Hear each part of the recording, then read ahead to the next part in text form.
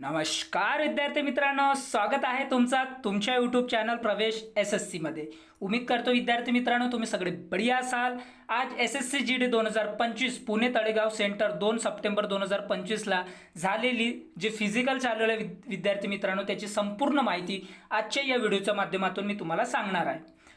काही विद्यार्थ्यांची अशी मला माहिती भेटली की पावसामुळे ट्रॅकचे जे हाल झाले ते तुम्हाला सांगणार आहे।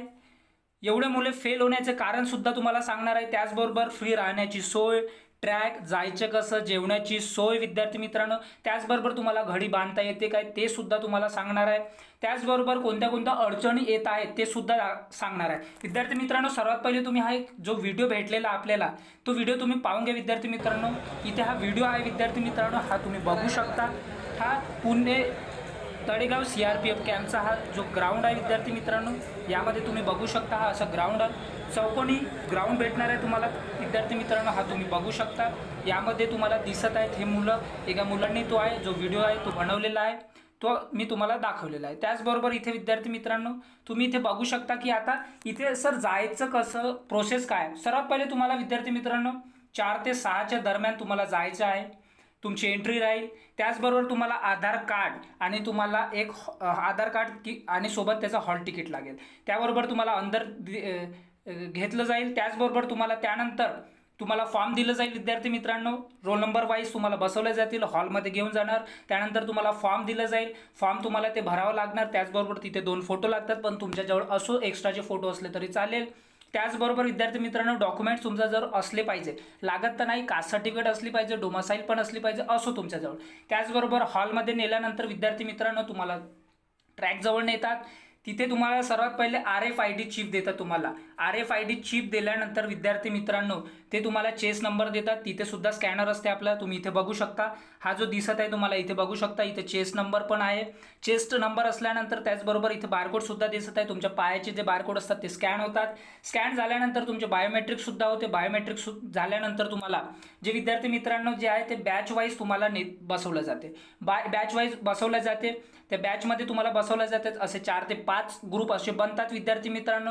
आणि त्याचबरोबर जो आपला हा ट्रॅक तुम्हाला दिसत आहे, हा जो ट्रॅक तुम्हाला पाहायला भेटत आहे विद्यार्थी मित्रांनो, असं चौकोन तुम्हाला ट्रॅक पाहायला भेटणार आहे। आणि इथे 90 डिग्री 90 डिग्री 90 डिग्रीचे तुम्हाला टर्निंग सुद्धा पाहायला भेटणार आहे। हे 357 मीटरचं हे ग्राउंड तुम्हाला विद्यार्थी मित्रांनो 4 टर्निंग पाहायला भेटणार आहे तुम्हाला। आणि तिथे स्पीड तुमची कमी होईल हे सुद्धा मी सांगून देत आहे, म्हणून तुम्ही तुमचं जे आहे ते तुम्ही लक्षात ठेवून तुम्ही धावायचं आहे। त्याचबरोबर तुम्हाला ग्राउंडचे 14 राऊंड मारायचे आहे। काही विद्यार्थी चुकत आहेत विद्यार्थी मित्रांनो, ते 13 राऊंडमध्येच ते खतम करत आहेत। तर तुम्हाला लक्षात ठेवायचं आहे, तुम्हाला 14 राऊंड मारायचे आहे। स्टाफ कोऑपरेटिव्ह आहे, पण स्टाफ तुमचं राऊंड मोजणार नाही, तुम्हाला स्वतःचे राऊंड स्वतः मोजायचे आहे। काही विद्यार्थी 14 राऊंड बरोबर मारत आहेत, पण काही विद्यार्थी 13 राऊंडमध्येच त्यांना वाटत आहे की 14 राऊंड मारलो, म्हणून हा एक खूप मोठा कन्फ्युजन होत आहे त्यांना। आणि त्याचबरोबर जो आपला ग्राउंड आहे तो एक कच्चा डांबरचा ग्राउंड आहे विद्यार्थी मित्रांनो, कच्चा डांबरचा ग्राउंड आहे। पण आता पाऊस येत आहे, त्याचबरोबर कच्चा डांबर आहे, तर विद्यार्थ्याच्या रनिंगमुळे जो ग्राउंड आहे ते विद्यार्थी मित्रांनो त्याची जी गिट्टी आहे ते भरपूर निघालेली आहे। म्हणून तुम्ही खाली विदाऊट शूज धावायचं नाही विद्यार्थी मित्रांनो। शूज घालूनच तुम्हाला रनिंग करायचे आहे, नाही तर तुम्हाला इजा होतील, तुम्हाला इंज्युरी होईल। इंज्युरी सोबत मग तुम्ही रनिंग करू शकणार नाही, कारण बारीक गिट्टी असते, पायामध्ये घुसण्याचे चान्सेस भरपूर असतात। म्हणून तुम्ही जे आहे त्याच्यामुळे पण काही विद्यार्थी जे आहे कोणी खुल्या पायाने मारतायत, त्यांना त्यांच्या पायाला रक्त लागत आहे आणि मग ते धावू शकत नाही, काही सेकंदनी राहतात। त्याचबरोबर आणि 90 डिग्रीची टर्निंग असले तिथे सुद्धा स्पीड कमी होते। तर ते विद्यार्थी मित्र सुद्धा जे राऊंड आहे ते पूर्ण त्यांचे 14 पूर्ण होऊन नाही राहिले। पण तुमची जर प्रॅक्टिस चांगली आहे तर तुम्ही जा तिथे आणि तुम्ही लीडवर चांगलं राहा विद्यार्थी मित्रांनो। टाईमची लीड पकडून चाललं तुम्ही, तुमचं जे आहे ते 15 मिनिटामध्ये तुमचे 3 किलोमीटर झाले पाहिजे, म्हणजे झाले पाहिजे विद्यार्थी मित्रांनो। तुम्ही कसंही करा, पण 15 मिनिटामध्ये तुमचं 3 किलोमीटर झालं पाहिजे। त्याचबरोबर विद्यार्थी मित्रांनो आता जे आजची फर्स्ट बॅच होती, फर्स्ट बॅचमध्ये जे विद्यार्थी मित्र होते ते 160 होते।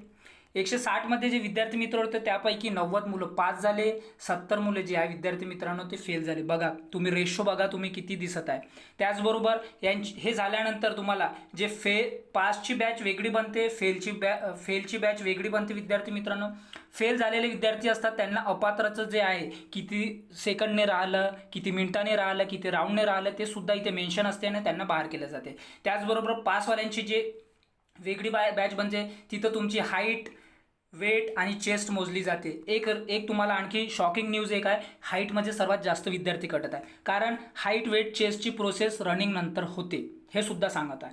त्याचबरोबर यानंतर विद्यार्थी मित्रांनो, वेटमध्ये तुम्हाला सूट भेटेल. त्याच्यानंतर चेस्टमध्ये सुद्धा ते तेवढं स्ट्रिक्टली मोजत नाही, वेटमध्ये सुद्धा काही नाही ते, पण तुमचं जे हाईट आहे ते बरोबर ॲक्युरेट पाहिजे विद्यार्थी मित्रांनो. 170 हाईट पाहिजे, चेस्ट 80+ 85 पाहिजे, 5 फुललेली, आणि त्याचबरोबर 50+ वेट तुमचं पाहिजे. आणि जे ST कॅटेगरीचे मुलं आहेत त्यांना 162.5 मीटर जे आहे, 5 सेंटीमीटर तुम्हाला जे आहे ते हाईट पाहिजे विद्यार्थी मित्रांनो. त्याचबरोबर 76 आणि +5 तुमचं जे चेस्ट पाहिजे. त्याचबरोबर तुमचं जे वेट पाहिजे ते 50+ तुम्हाला वेट पाहिजे विद्यार्थी मित्रांनो. त्याचबरोबर जे आता हाईट वेट चेस्ट आहे, जे हाईट वेट आणि जे चेस्ट आहे ते डिजिटल माध्यमातून तुमचं मोजले जात आहे, म्हणून तुम्ही बरोबर तुमचा जर काही सेंटीमीटरने काही पॉईंटने राहत असाल तर तुम्ही व्हिडिओ पाहून घ्या की तुम्हाला उभं कसं राहायचं आहे. त्याचबरोबर काही विद्यार्थ्यांचे प्रश्न होते की सर आम्हाला जायचं कसं. तर सर्वात पहिले विद्यार्थी मित्रांनो, तुम्ही कोणत्या जिल्ह्यातील आहेत ते मला कमेंट बॉक्समध्ये कमेंट करा. आता तुम्ही कोणत्याही जिल्ह्याचे असाल, नागपूर, गोंदिया, भंडारा, त्याचबरोबर वर्धा, अमरावती किंवा यवतमाळ, त्याचबरोबर नाशिक, मुंबई, कोणत्याही जिल्ह्याचे असाल विद्यार्थी मित्रांनो, तर सर्वात पहिले तुम्हाला पुणे जायचे आहे. पुणे गेल्यानंतर तिथे तळेगाव धबाडेचे तुम्हाला जे आहे, तळेगाव धबाडेचे तुम्हाला लोकल भेटणार. पुणे स्टेशनपासूनच 10 रुपयाची तिकीट असते.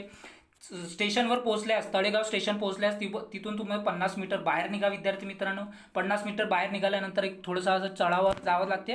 50 मीटरवर तुम्हाला तिथे ऑटो भेटणार. ऑटो तिथे बस पण असते, पण तुम्ही ऑटो किंवा तिथून जे सेंटर आहे, रेल्वे स्टेशनपासून सेंटर तुम्हाला 3 ते 3.5 किलोमीटर तुम्हाला पाहायला भेटणार. तुम्ही पायीसुद्धा जाऊ शकता किंवा ऑटोनी सुद्धा जाऊ शकता. ते जास्त मुलं असलं तर बार्गेनिंग करायचं, नाही तर नवीन मुलं असतात तर ते जास्त पैसे सांगतात, 100, 200, 150 असे रुपये सांगतात. पण तुम्ही तुमच्या सोयीनुसार तुम्ही जा आणि बार्गेनिंग करू शकता. 20 ते 30 रुपये ते घेतील.